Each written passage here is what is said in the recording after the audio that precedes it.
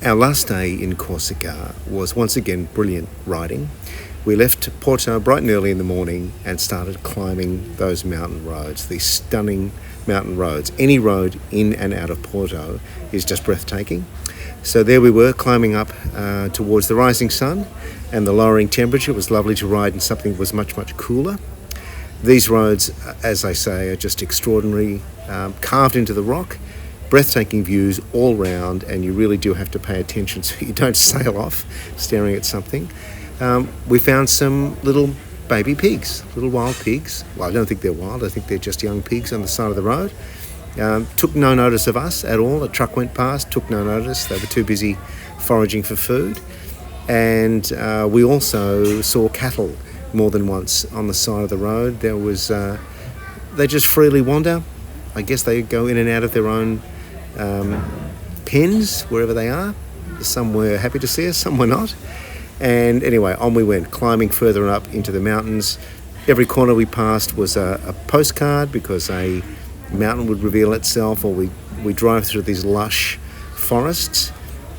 And the higher we went, the more higher pines and ferns we could find, twisting around these corners. And that's so much fun on a motorbike, twisting and turning your way up through these magnificent roads. And the mountains would just reveal themselves. They'd pop out from between the trees. You'd turn a corner and there would be something else to stare at. But of course you've got to be careful as you're riding. And it opened up, the landscape opened up beautifully as we headed towards Corte.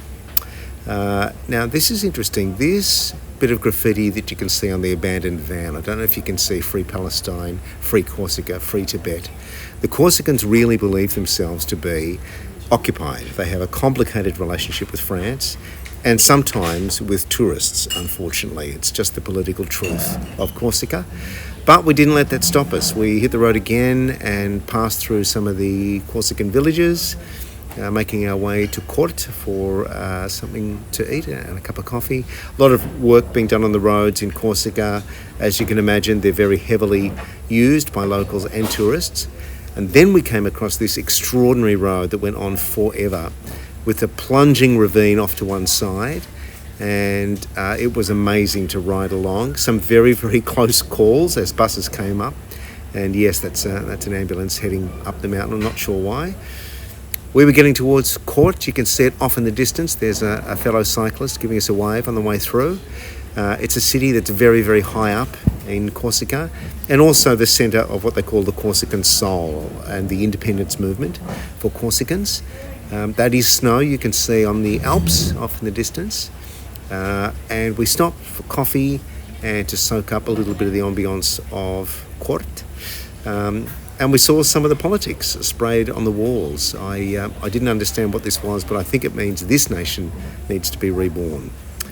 Anyway, we hit the highway. We had to get to Bastia to catch a ferry, and it was nice to be on straight sections as well.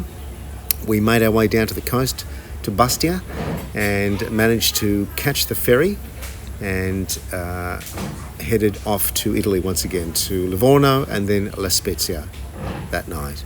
So farewell Corsica, your roads are beautiful, you've been extraordinary to us, we're very, very lucky. Bye.